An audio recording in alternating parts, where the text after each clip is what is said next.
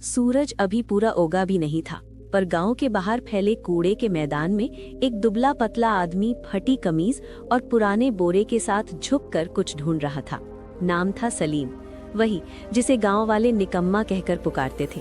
बच्चे हंसते, देखो कबाड़ी वाला आ गया। वो कुछ नहीं कहता, बस चुपचाप वहां से चला जाता। घर में ना चूल्हा था, ना कोई बात करने वाला। पत्नी सालों पहले बच्चों को लेकर मायके चली गई थी। उसके बाद से झोपड़ी में वो सिर्फ अकेला रहता। उस दिन भी सलीम ने कूड़े के ढेर में एक नया कोना चुना। छड़ी से मिट्टी उलटते हुए अचानक उसकी नजर एक अजीब चीज पर पड़ी। एक बोरा, बिल्कुल साफ, लगभग नया, ना कीचड़ ना दाग। ऊपर मोटी रस्सी की गांठें कस कर बंधी थी। किसने फेंका होगा ये? उसने बुदबुदाया। लेकिन जब उसने उसे खींचने की कोशिश की, बोरे का वजन अजीब लगा, जैसे भीतर कुछ ठोस हो। उसने सोचा शायद अंदर कपड़े होंगे। चारों ओर नजर दौड़ाकर उसने सुनिश्चित किया कि कोई देख तो नहीं रहा। फिर बोरे को धीरे धीरे किनारे खिसकाया, जहां धुएं की धुंध उसे छिपा सके। उसने रस्सी खोली, बोरा खुला और उसकी सांस अटक गई। अंदर प्लास्टिक में लिपटी गड्डियां थीं। उसने कांपते हाथों से एक खोली। 500 के नए नए नोटों के बंडल। उसकी आंखें चौंधिया गईं। वो घुटनों के बल बैठ गया, हाथों से नोटों को छू कर देखा। क्या ये सच है? उसने खुद से पूछा। उसके हाथ कांपने लगे। उसने चारों ओर देखा, कहीं कोई देख तो नहीं रहा। कुछ पल बाद उसने गहरी सांस ली और फैसला कर लिया। बोरे को फिर से बांधा, पीठ पर लाद लिया और झोपड़ी की ओर चल पड़ा। रास्ते में हर आवाज उसे शक जैसी लगी। कुत्ते का भौंकना, किसी का बात करना। घर पहुंचते ही उसने झोपड़ी का दरवाजा अंदर से बंद किया, बोरे को कोने में रखकर चटाई से ढंक दिया। सलीम का दिल ऐसे धड़क रहा था जैसे सीने से निकलकर बाहर आ जाएगा। बार बार वो झोपड़ी के दरवाजे से झांकता, कहीं कोई पीछे तो नहीं आ गया। जब उसे यकीन हुआ कि आसपास कोई नहीं है, तो वो धीरे से बोरे के पास बैठ गया। हाथ कांप रहे थे, लेकिन हिम्मत जुटाकर रस्सी खोली। जैसे ही बोरा खुला, अंदर की चमक ने उसकी आंखें चौंधिया दी। नोटों की गड्डियां, एक से एक ताजा, नई। सलीम ने एक गड्डी निकाली और गिनना शुरू किया। गिनते गिनते उसके होंठ सूख गए। सिर्फ एक गड्डी में 1 लाख रुपए, उसने अंदाजा लगाया। कम से कम 30-40 करोड़ तो होंगे। ये सोचते ही उसका दिमाग सुन्न पड़ गया। इतना पैसा कोई आम आदमी नहीं छोड़ सकता, वो बुदबुदाया। उसके भीतर डर की लहर दौड़ गई। कहीं ये किसी बड़े आदमी, किसी नेता या गुंडे का तो नहीं? अगर उन्होंने ढूंढना शुरू किया तो क्या होगा? इस ख्याल से उसका शरीर पसीने से तर हो गया। सलीम ने गड्डियां वापस रख दी, बोरा बांधा और मिट्टी पर बैठ गया। सिर पकड़कर सोचने लगा। दिल में एक तरफ खुशी थी कि सालों की गरीबी अब खत्म हो जाएगी, इलाज करा सकेगा, नया घर बना सकेगा, इज्जत की जिंदगी जी सकेगा। पर दूसरी तरफ डर उसे भीतर से कुतर रहा था।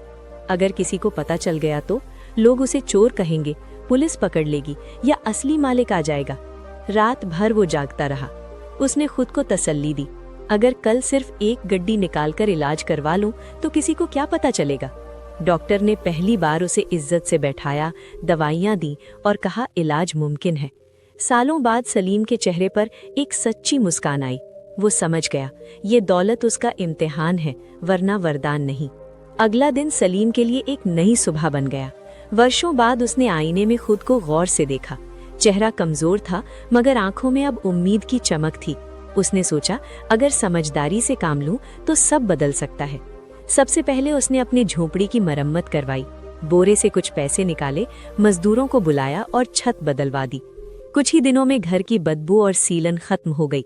मोहल्ले वाले हैरान थे, अरे ये कबाड़ बिनने वाला अचानक कैसे बदल गया? कुछ हफ्ते बाद उसने अगला कदम उठाया। गांव की मुख्य सड़क पर एक छोटी सी किराने की दुकान खोली। पहले दिन बस दाल, चावल, नमक रखा। खुद दुकान पर बैठा, आने वालों को मुस्कुराकर सलाम किया। शुरुआत में लोग झिझके, मगर धीरे धीरे आने लगे। दुकान चल निकली। आटे की बोरियां, तेल के डिब्बे, मसाले, साबुन, सब कुछ बिकने लगा। सलीम ने उस पूरे दौर में बड़ी सतर्कता बरती। उसके पास अचानक आई दौलत किसी रहस्य से कम नहीं थी, पर उसने कभी उसका दिखावा नहीं किया। वो जानता था, अगर जरा भी चमक दमक दिखी तो लोग सवालों की बौछार कर देंगे। इसलिए बाहर से वो अब भी वही सीधा साधा दुकानदार दिखता था, जो हर ग्राहक को मुस्कुराकर क्या चाहिए भैया कहता था। लेकिन भीतर से भीतर वो जानता था कि उसकी पुरानी बोरी में इतनी पूंजी छिपी है कि न सिर्फ उसकी बल्कि कई जिंदगियों की दिशा बदल सकती है। कभी कभी मोहल्ले की बुजुर्ग औरतें उससे कहती, सलीम भैया तुम तो बहुत बदल गए हो। वो बस मुस्कुरा देता, लेकिन भीतर एक मीठा गर्व उमड़ पड़ता। आखिर किसे बुरा लगता है जब दुनिया आपके बदलाव को देखती है। धीरे धीरे उसने कारोबार बढ़ाया। कुछ महीनों बाद उस बोरी से थोड़ा और पैसा निकाला और एक छोटा सा गोदाम शुरू किया। माल ढोने के लिए पुरानी ट्रक खरीदी और अब सिर्फ बेचने वाला नहीं, सप्लाई करने वाला बन गया। गांव में लोग अब उसे सलीम लाल कहकर पुकारने लगे, जैसे वो कोई बड़ा व्यापारी हो। पर तरक्की के इस सफर के बीच एक डर हमेशा उसके भीतर जीवित रहा। रात को जब वो उस बोरी के पास बैठता तो सोचता, अगर किसी दिन ये राज खुल गया तो, अगर असली मालिक सामने आ गया तो। और अगले ही पल खुद को दिलासा देता, नहीं, ये मेरी किस्मत का इनाम है, मैंने सालों की बेबसी सही है, ये मेरी मेहनत का फल है, किसी का हक नहीं छीना। समय के साथ सलीम खुद भी बदल गया था। जो आदमी कभी भीड़ में सिर झुकाकर चलता था, अब सीधा चलता था, आत्मविश्वास से भरा हुआ। उसकी आवाज में अब झिझक नहीं, ठहराव था। दिन में वो दुकान संभालता, शाम को गोदाम देखता और रात में बोरी के पास बैठकर अगले दिन की योजना बनाता। वो अब अपने पुराने सलीम से कहीं आगे निकल चुका था। मगर ये भी सच था कि तरक्की के बीच भी एक खालीपन उसके भीतर अब भी गूंजता था। एक शाम जब वो थका हारा दुकान बंद करके लौटा तो दरवाजे पर दो चेहरे खड़े थे, परिचित पर दूर चले गए चेहरे। उसकी पत्नी अनीता और दोनों बच्चे। बच्चे अब बड़े हो चुके थे, मगर उनके चेहरे पर हिचक और शर्म की छाया थी। अनीता की आंखें भीगी हुई थीं। सलीम, उसने धीमे से कहा, हमसे गलती हो गई थी, हालात ने मजबूर कर दिया था, तुम्हें छोड़कर जाना ठीक नहीं था। सलीम के कदम जैसे जमीन में धंस गए। एक पल को समय ठहर गया। उसे वे दिन याद आए जब बीमारी ने उसे तोड़ दिया था।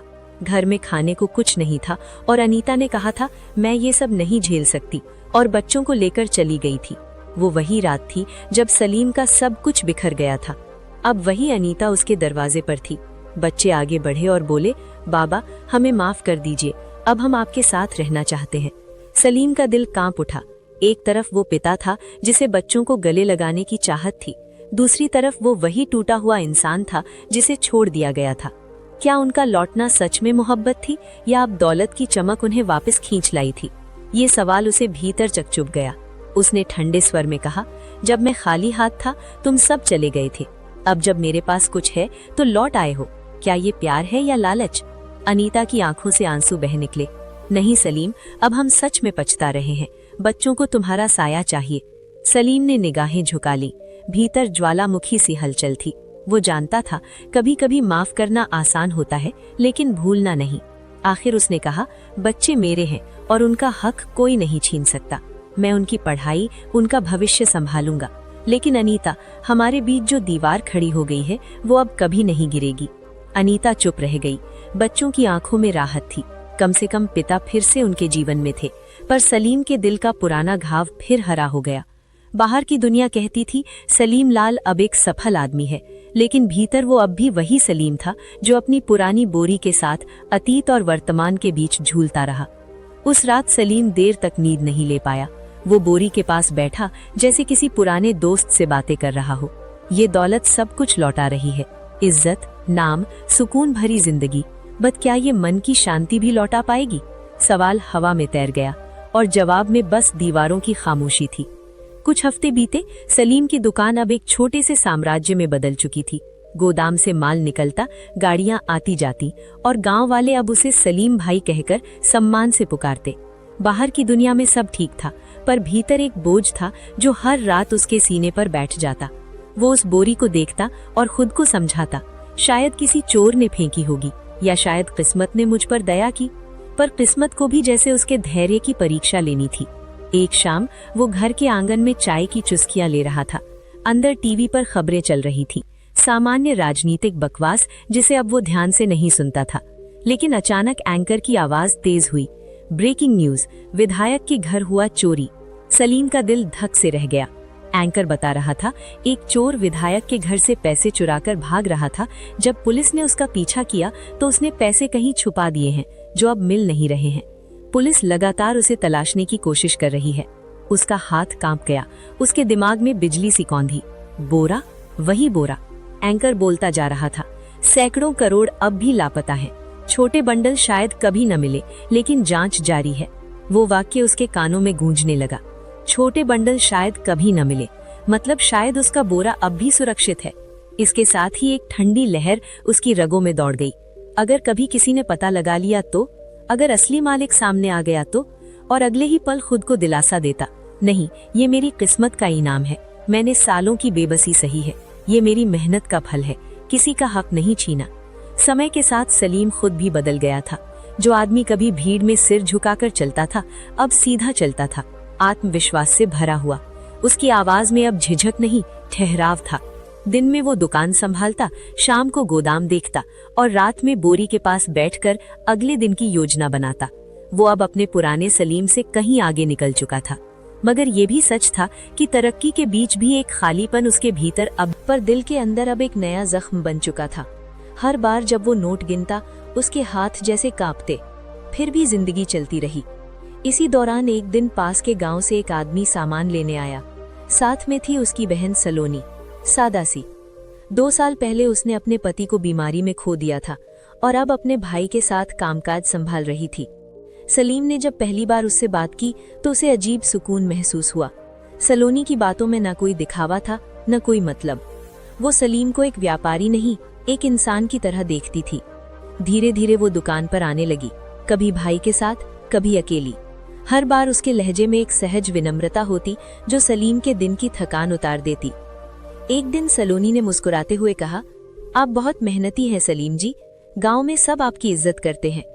सलीम उस पल बस मुस्कुरा दिया, लेकिन उसके भीतर कुछ अनहा एहसास जागा।